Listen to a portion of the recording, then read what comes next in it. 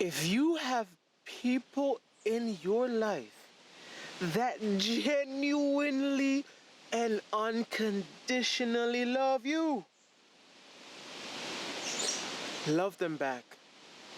Today, I want to share with you why. Let's go. Like diamonds, I'm watching how you glow.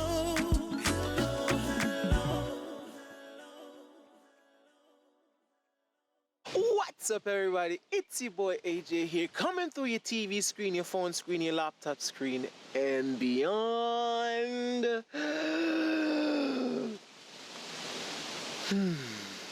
How you bloody doing, mate? I'm. See the smile? The smile is huge today.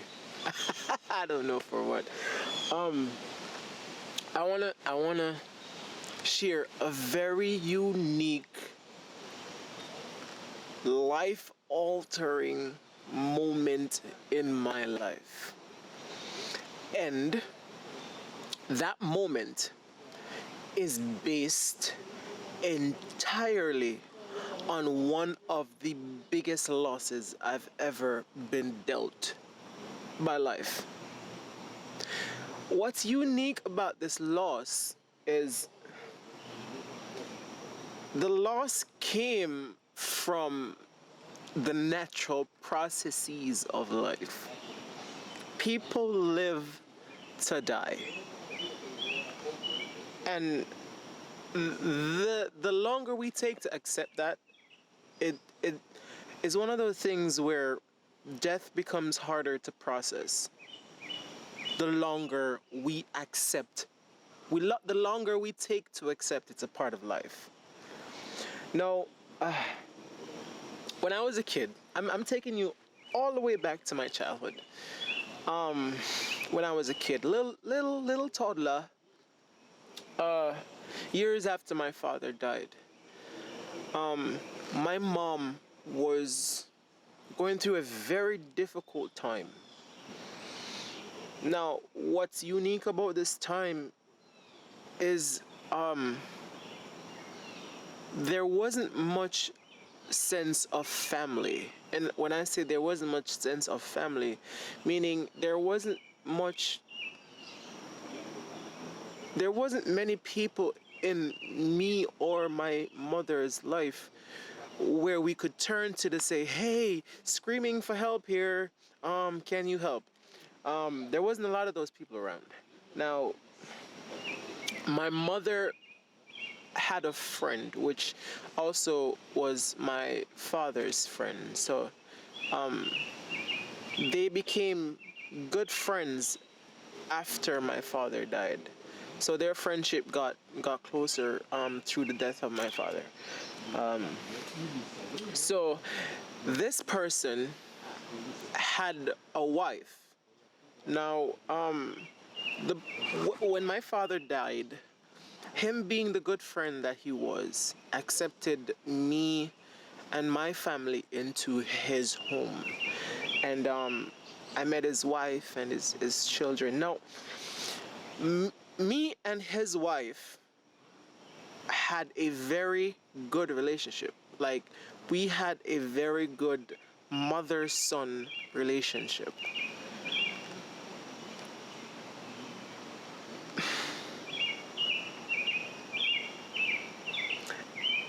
His wife was the one person in that time, in everyone else around me, she was the only person that understood me without me ever having to utter a word. No. My mom's friend's wife took me under her wing. She cared for me like a mother in the absence of my mother, because my mother was caught up in a role of playing mom and dad. So she had to go out there and function like two parents in one. And there was a lot of void and a lot of gaps with other aspects of my life. So I was taken under her wing, and every time I went to my mom's friend's house and his wife was there, she would always be so kind to me. She would always be so understanding. She would always be so, she was able to see right through me as a child growing up without me ever having to say, please understand me. It was one of those scenarios where you didn't have to say anything to be heard. I don't know if you've ever had that experience with someone, but she was my second mother. We got really close. But there was something mentally wrong with me during that period of my life. I didn't know how to accept love from someone, nor did I know how to give it back. That period of my life was very difficult to navigate. She made it easy. She took me under her wing and she would say, AJ, I love you. And she would call every now and then, and every time she calls my house, she would ask for me. She would always ask for me to hear me speak or to get a conversation, and we will talk. Every time she calls my house, she has to speak to me. That was one of the bonds I had with her. This was someone very special to me. But I had the opportunity to say, hey, thank you. Hey, I love you back. I had the opportunity to say, I appreciate what you've done for me without me ever asking. I had those chances. I had all those moments and all those opportunities. I had them, but I never took them. I had a difficulty accepting and returning genuine love when I got it. The problem with that is, fast forward to about 2 years of me first coming into this country, I got a phone call. And that phone call was to tell me, AJ, she's passed away. That phone call was to tell me, hey, all those opportunities you missed, never get another one. If you have a support system around you, if you have people in your life that love you genuinely, unconditionally, without alternative motive, if you have people in your life that appreciate you for the person you are and has intentions to simply help build you, if you have those kind of people in your life, when they give that love, reciprocate and give it back. Because I promise you, when nature takes its toll, if you don't get the opportunity to return it, that loss, that feeling of loss is going to be eternal. When I got the news of my mother's wife's death, my mother's friend's wife's death, I was on my way to work. I was on my way to work. I was walking along the street and I was crossing the street when I got the specific news that, hey, she passed away. In that moment, I fell to the ground in the street while there was a vehicle coming towards me. I did not flinch. I did not move. At that moment, I literally wanted to be wherever she was to tell her thank you. And the vehicle approached me and stopped, and the guy was like, "Hey, get out of the street, man!" It's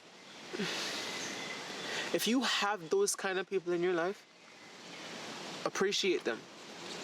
Give that love and genuine affection back. Don't wait.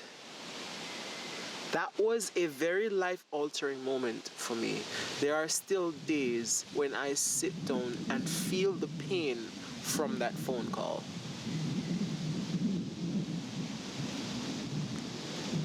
I'll never get the chance to actually say thank you.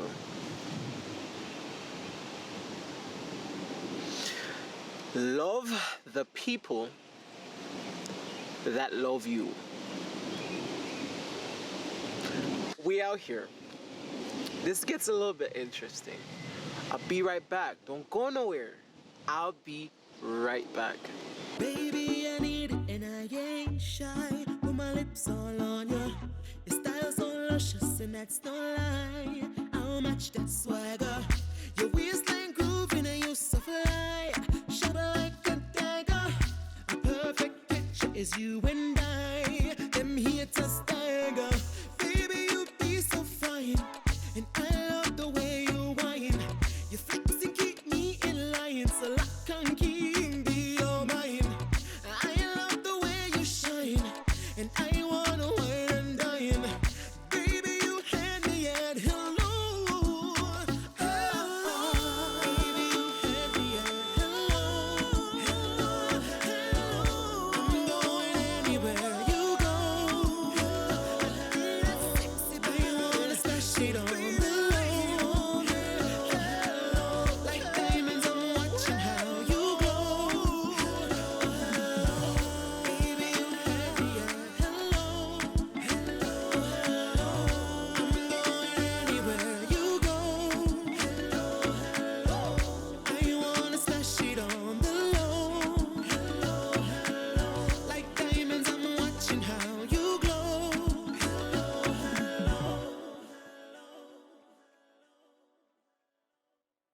So for a lot of people, when you go through trauma after trauma after trauma, bad experience after bad experience, there's something very common that people who have experienced those traumas go through. There's one common thing that we all have. The inability to process emotions correctly is something that people that go through trauma have in common. When you constantly go through all of those different phases and scenarios, with each one you slowly lose the ability to actually process your emotions. For me personally, I didn't know how to reciprocate love. I didn't know how to be human without feeling inhumane. If that makes sense. That's a weird analogy of my pain, but that's literally how I felt. I did not know how to do those things. I slowly but surely had to instill certain things in my mind and get in the habit of having certain chain of thought or chains of thoughts. I was in a place where everything about me was self-taught. I had no one to say, hey, this is wrong, this is right, this is right, this is wrong, this is maybe. The people that were supposed to be doing that were a little bit preoccupied. My mother, for example, had a very difficult job. She wasn't able to be as motherly as she wanted to, if that's the right way to put it, because she was stuck being a mother and a father. So when you're playing two roles, it's kind of hard to be the father and the mother while still doing motherly things. It was a difficult thing, which is why from my mother's friend's wife's death is where I developed a sense of giving out appreciation to the people who deserve it. I get in this world. I'm in this world now where I tell my mother periodically, just randomly out of nowhere, I love you. Just so you know, I don't want you to ever feel like I don't. I'll randomly go up to my mother and be like, I appreciate you. It all stemmed from that one scenario of losing someone that cared for me without me thanking them for their care. It was it was a life-altering moment. And for some people, you're gonna say, okay, death is natural, it's a part of life. It is. It's a part of life. That's not the stance I'm taking. The perspective is, we sometimes fail to give credit where it's due. Because one, you either don't know how to, or you don't want to jinx yourself. Or, and when I say jinx yourself, sometimes it's when you tell people how you feel, you actually lose them. Some people, you don't want to jinx themselves, so they don't say it, but they'll try their best to scream it silently. And some people just don't know how to. Those are all different things that stem from emotional trauma. It's okay, she's good. Someone's oh my god, someone's dog just ran into the camera. Say hi. Ah. Sorry. Oh, it's okay. I'll kiss you to death. Louder. I'm filming right now, and I'm gonna keep this. That's a very sweet dog you have there. But as I was saying, some people don't know how to process that. It's something that you have to grow into. It's something you have to teach yourself over time. To the people who can relate to everything I just said, you're not alone. You're not alone. Point in case, I'm on the camera telling a similar story, so you're not alone. Push through. You're gonna get there. With the support of the people around you, you're gonna get there. When you have people in your life that unconditionally love you, love them back. With that said, as you can just see, I was just kissed to death by I promise you that was not planned. That was not planned just now. With that said, I'm about to go wipe all of this off.